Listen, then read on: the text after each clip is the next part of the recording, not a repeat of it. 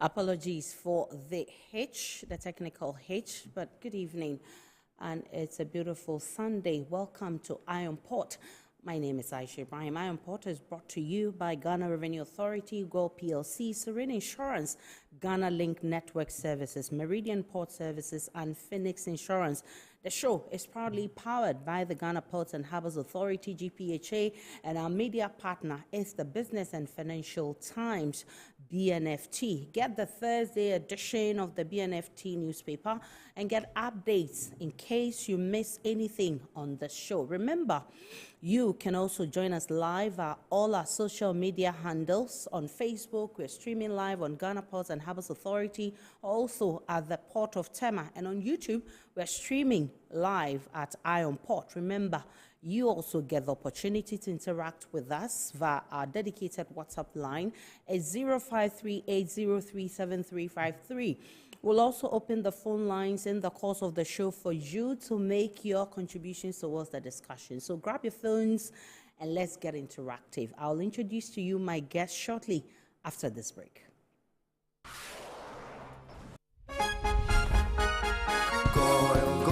Good energy brings you quality choices with Goil Super XP. Available in many Goil stations nationwide. It is fortified with special additives that help your engine perform better and use less fuel. Branch into a Goil station today and energize your ride with Goil Super XP, compatible with most vehicles. Goil Super XP will feel ya, huh? Will be feel. Goil, good energy. Yeah, yeah, yeah. Electricity, then pay your taxes. Yeah. Our taxes, our future. Because you see, without our taxes, we wouldn't have good roads, good schools, better hospitals, street lights, and other very important social amenities. When we pay our taxes, we give our children free and quality education. Talga, my money too small. Why should I pay my tax? Look, small. Salifo, it doesn't matter how small or big your business or income is. You still have to pay your taxes. The little taxes from each and every one of us, when put together, could give your community clean water or that deprived school with tables and chairs. Please pay your taxes. It is your responsibility. It is your civic duty. It is the law.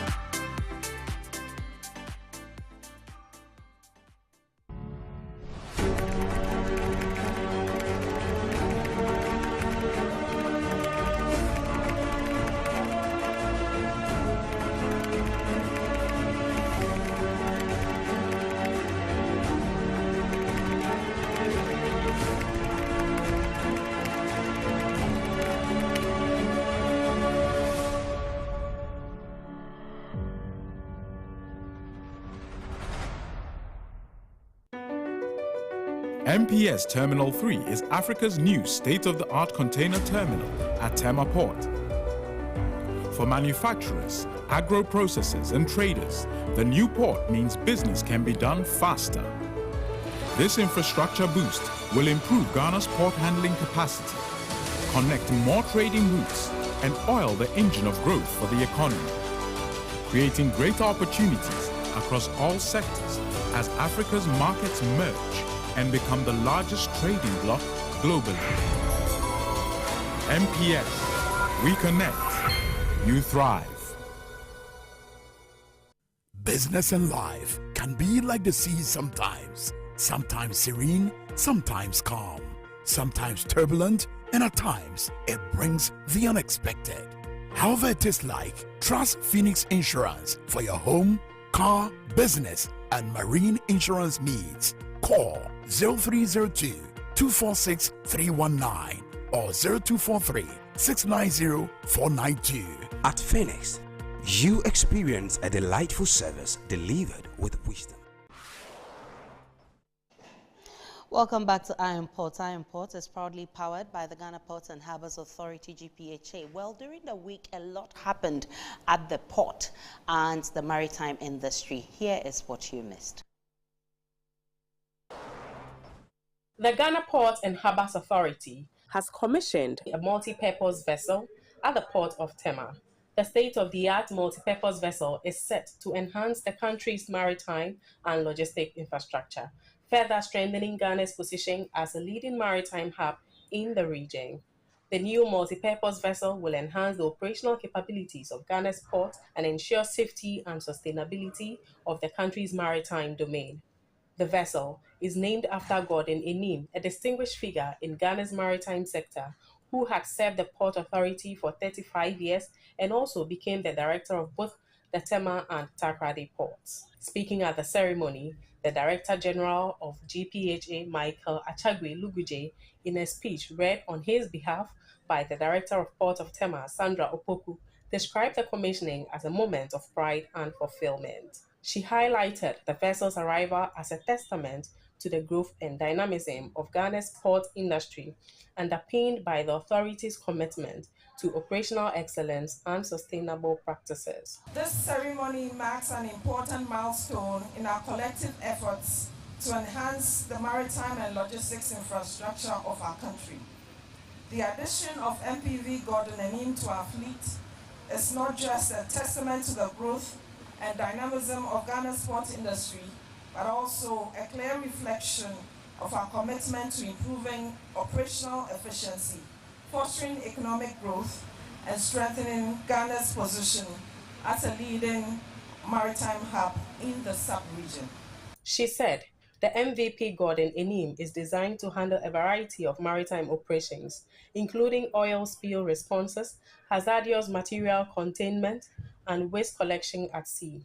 She added that the vessel's advanced technology and versatile capabilities align with GPHA's goal of embarking innovation and sustainability in the maritime trade.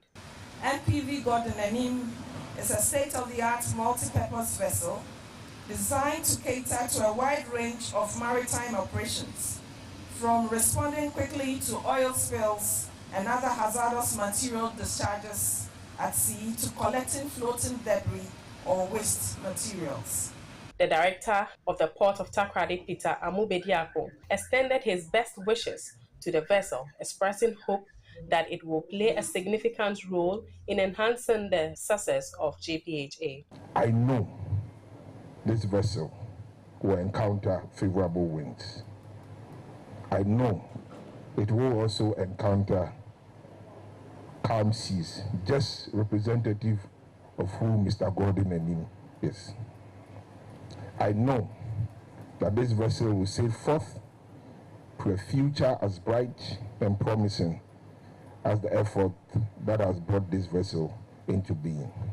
The honoree expressed his profound gratitude to the board, management, and staff of GPHA for the honor done him. Your recognition of my contribution to the port and maritime industry is particularly refreshing, and I'm proud to be associated with a reputable organization like Ghana Ports and Harbours Authority. Your gesture not only warms my heart, but also inspires me to continue contribution to the maritime industry, even in retirement.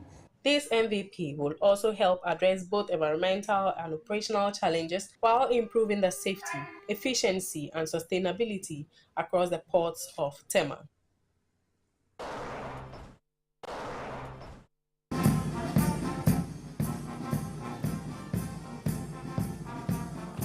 Assistant Commissioner Theresa Potaki has officially taken over as the new sector commander of the Tema collection within the Custom Division of the Ghana Revenue Authority. With a distinguished career spanning over several years in customs, Theresa Potaki brings a wealth of experience and expertise to her new role. Prior to her appointment, she served as assistant to the outgoing sector commander, Assistant Commissioner Christiana Odi-Ejei. At a ceremony held to bid farewell to the outgoing sector commander, Assistant Commissioner Christiana Odi-Ejei, stakeholders in the port industry commended her exceptional contribution to ensuring the smooth clearance of goods at the port of Tema. Assistant Commissioner Odi-Ejei, who assumed the position on January 6, 2023, was the 26th sector commander of the Tema collection and notably the first female to hold the position. The Commissioner of the Custom Division, GRA, Brigadier General Zibrim Bawa Ayorogo, praised her professionalism and dedication, describing her leadership as a cornerstone of the sector's culture of excellence. Over the years, she has demonstrated unwavering dedication and professionalism, serving in various capacities and leaving an indelible mark on the Custom Division. Her career journey reflects her commitment to excellence, growth, and service to our great nation, Ghana. In her farewell address, Assistant Commissioner Odi-Ejei reflected on her achievements during her tenure and expressed heartfelt gratitude to the sector and its stakeholders for their unwavering support. We have faced challenges, overcome obstacles, and achieved greatness together. I am so proud of what we have accomplished. As I bid you farewell, I'm leaving with memories that I will cherish forever. Be influenced by the lessons learned, guard the friendship forged, and value the experiences shared. The event also featured a ceremonial change of baton and a traditional pull-out to mark her departure. In a related development, the Tema Custom Division of the GRA hosted its annual get-together and awards night to recognize and celebrate hard-working officers who have made significant contribution to the sector's growth and operational success.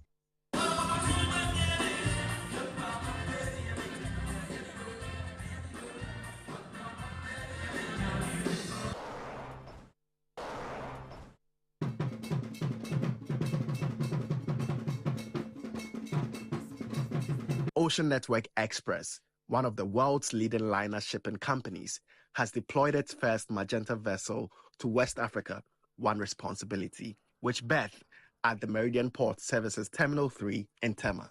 This milestone demonstrates the shipping line's strong commitment to the West African region and Ghana's strategic role in regional trade. Measuring 280 meters in length and boasting a capacity of 7,000 TEUs, the arrival of One Responsibility signals a significant boost for maritime trade and infrastructure in the region. The Chief Executive Officer of Meridian Port Services, Mohammed Samara, reaffirmed MPS' dedication to delivering world-class services to vessels and their clients. He expressed gratitude to One for entrusting MPS with the handling of their vessels and highlighted the terminal's readiness to meet the demands of global shipping standards. This ship, this beautiful ship, is the equivalent of 3 stadiums, I believe. It's about 280 meters long. That's like 3 football fields aligned, you know. So for this to dock over here, obviously there was quite an investment, and for ONE to deploy such a vessel on this trade shows a massive commitment to market, massive commitment to the customers itself, for transit time, for better, you know, connectivity, etc., etc. So we are proud to be of good service for ONE, and we are proud to be of good service for the customers of ONE, you know, to facilitate their trade. Not only the inbound one, but we have to look also at the outbound. In her remarks, the Marketing and Corporate Affairs Manager of Ghana Ports and Harbours Authority, Nanesi Soderberg, emphasized the vessel's potential to further enhance trade across the West African sub-region. She noted that such developments contribute significantly to the growth and efficiency of Ghana's ports, positioning them as critical hubs for international trade. This is one of the vessels that will add to the growth of trade in our sub-region, and we believe that even as we develop and help Ghana grow, the region as a whole should also grow alongside. And vessels like this with volumes like these can contribute greatly to the development of our West African region. The managing director of Ocean Network Express, Richard Smith, expressed optimism about the opportunities in West Africa, adding that the company is committed to becoming a more significant player in the West African market. He also highlighted that the deployment of One Responsibility will address challenges such as limited space and equipment availability, ensuring better service for the company's customers. We want our customers to be able to book with One with confidence, knowing that when they book, their container will be loaded on the vessel that they booked on. And these vessels are twice the size of the vessels that were coming previously. So we have a lot more space available for our import customers and also for Ghana's exports. When we're in the peak agro-commodity season, we really need that extra space to get Ghana's products to their global markets. The arrival of One Responsibility at the port of Tema underscores the growing importance of West Africa in global trade routes and the strategic investments being made to meet the demands of the maritime industry. The International Chamber of Commerce Ghana has commended the impressive infrastructure at the MPS Terminal 3 and the overall ease of doing business at Ghana's ports. Members of the chamber believe these advancements are pivotal in creating a conducive environment for trade to thrive. During a visit to the MPS Terminal 3, as part of their annual general meeting, ICC Ghana members observed the terminal's operations and lauded its state-of-the-art facilities. They noted that the unique investment in Terminal 3, coupled with its efficiency in trade facilitation, would significantly boost Ghana's position as a leader in regional commerce. The Secretary General of ICC Ghana, Emmanuel Doni Kwame, highlighted the terminal's potential to attract substantial investments and increase trade volumes. He emphasized that Ghana's role in championing the Africa Continental Free Trade Area makes such infrastructure critical for the region's economic integration and growth. So our job is to use what we see here as a model to sell to the rest of the world and attract the necessary investment into Ghana and into the continent. And once you have it, definitely trade facilitation will be more efficient, and then the cost of doing business, the cost of products, cost of services will definitely come down. Other ICC Ghana members advocated for further leveraging digitalization in Ghana's port operations. They stressed that adopting advanced technologies would enhance efficiency, improve competitiveness, and position the country ahead of others in the sub-region. What we're all seeing here at MPS Terminal 3 is a clear example of what can happen to our economy, our country, if we will adapt this whole digitization, drive or movement, and actually implement the technologies that will ensure its maximum utilization. We are looking at more enhancement and trade facilitation in the port of Tema so that it will continue to be the gateway to West Africa and for Ghana to continue to be strategically located to serve and to feed the Sahelian countries of Burkina, Mali and Niger. The CEO of Meridian Port Services Limited, Mohamed Samara, who also serves as the vice chairman of ICC Ghana, provided insights into the terminal's strategic advantages. He noted that the port of Tema boasts the deepest harbor on the west coast of Africa, and MPS Terminal 3 has unlocked numerous markets through enhanced connectivity along the West African coast. They are responding, with those mega ships over here. It's because we have enabled this to happen. And with this enabling things, it means that the customer here or the importer, he shortened his transit time, he has better freight rate, adding more competition onto the trade, and so on and so forth. So basically, all that pours to the benefit of Ghana's trade and industry. The executive director of Whitestone Shipbrokers, Gertrude Ohene-Sienim, underscored the importance of continuous training for stakeholders in international trade. She emphasized that improving knowledge and capacity building among stakeholders would facilitate smoother trade processes and foster economic growth. Training is a way of enhancing our business goals and also help us to improve, cut down on inefficiencies and improve on the skills of our staff to be able to have the overall benefit of improving their skills. The visit reinforced ICC Ghana's commitment to supporting Ghana's ports and trade infrastructure, recognizing their pivotal role in driving economic development across the region.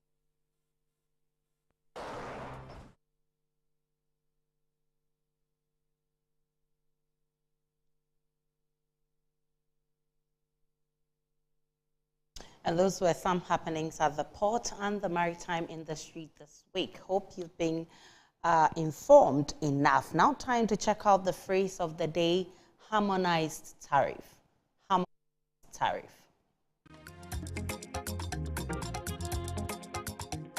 Harmonized tariff system.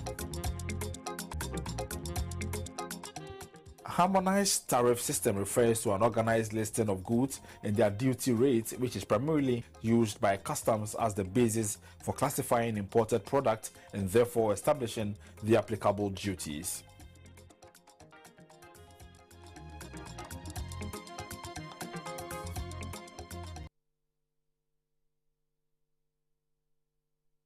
And at GPHA, your safety is important to us. So we are sharing a safety tip today with you, and it's on respirators. Respirators. Respirators. A respirator is a respiratory protective device designed to achieve a very close spatial fit and very efficient filtration of airborne particles. Note that the edge of the respirator are designed to form a seal around the nose and mouth. Respirators are manufactured for use in construction and other industrial type jobs that expose workers to dust and small particles. Incorporating respiratory protection safety signs into your workplace is a straightforward yet powerful step towards ensuring the health and safety of everyone on site. These signs help create a safer, more informed work environment and clearly communicating hazards and necessary precautions.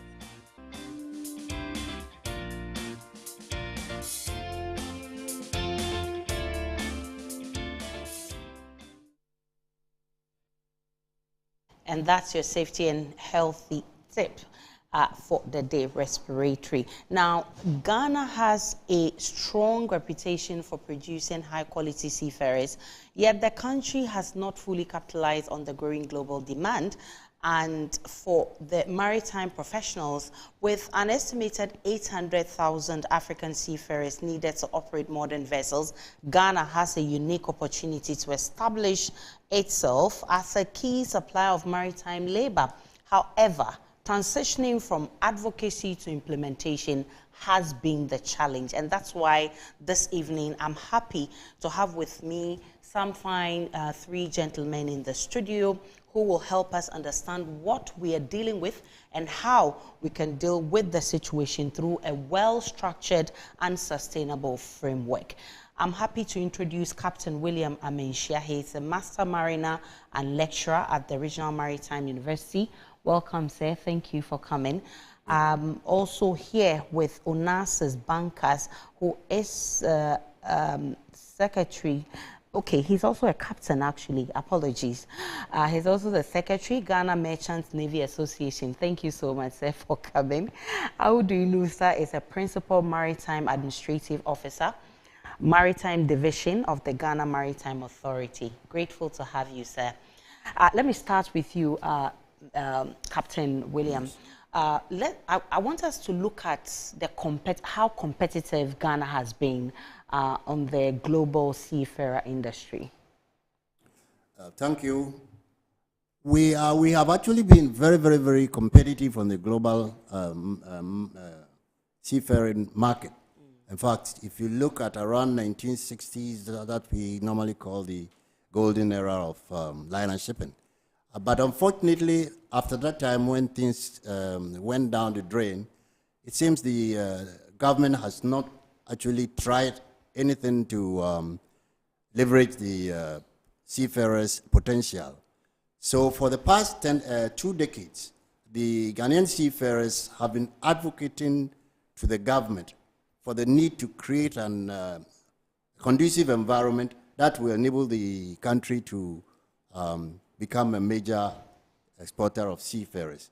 fortunately, we have not had any very good tangible results. Mm. So because the conditions in the industry are very, very favorable now, we have decided to, through our mouthpiece, the Ghana Merchant Navy Officers Association, to start organizing a couple of symposiums so that we can educate the public, bring them, make them aware of the potential to export seafarers. Because, for example, we know that Philippines, we've always been talking about Philippines, but people do not actually see the what Philippines is doing. Unfortunately, African countries, none of us has started it.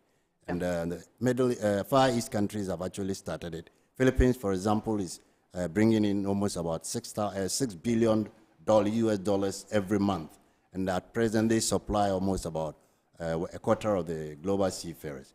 So our aim is to let our government be aware that we can do the same thing, and then that we need to put in places the correct mechanism, framework, and other things, which we want to draw the government's attention to it. And that's one of those things that we want to discuss for today. Okay. In terms of securing international placements, Captain Onassis, for you, what has been the challenge?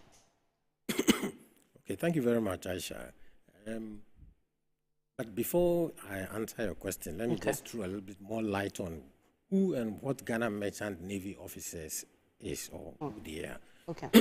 Ghana Merchant Navy Officers Association was actually founded in 1970 and has always played an advocacy role, but primarily it was established for the welfare of these merchant navy officers who were then working on our national shipping lines. As Captain Amansha rightly said, some time back, Ghana was indeed very, very competitive when it came to producing seafarers. But regrettably, that has dwindled.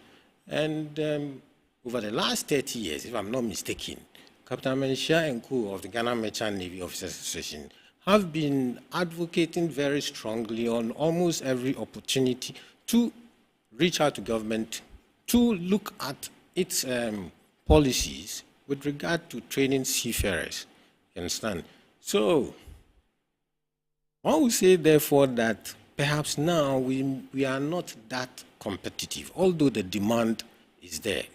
Hence, this conversation we are going to have this evening. So, from me, the seafarer's point of view, although the potential is, we haven't taken the right steps to, seize it, to create jobs for the youth of this country. And for that matter, just as Ghana Merchant Navy Officers Association, for instance, played a very, very important role towards the establishment of, say, Ghana Maritime Authority per se. It is a history which is not known to many, but it was through the advocacy of Ghana Merchant Navy Officers Association, for which Ghana Maritime Authority, for instance, was established. Come and talk even about the Maritime Labour Convention. Before its initial ratification, it took the efforts of the Ghana Merchant Navy Officers Association to, for that to be done. So here again, I am glad that we are here talking about this.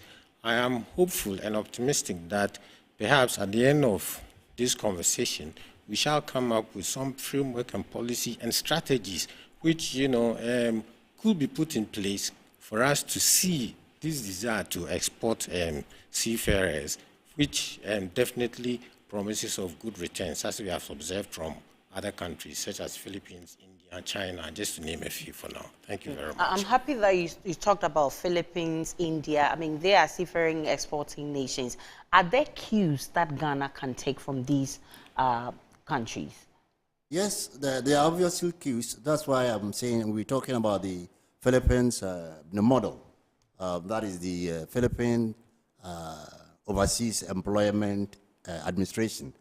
They have a set of regulations. And that regulations is really very, very, very interesting because it addresses all the sort of things that we want to talk about. It addresses things like the framework, what sort of organizations need to be in that policy. It addresses how to train the seafarers. It addresses also how the private people can partner with the industry to produce the right infrastructure for them. And these are the things that we want to talk about today. Ms. Enusa, let me bring you in at this point. Why is it so critical for us to develop a Seafarer database?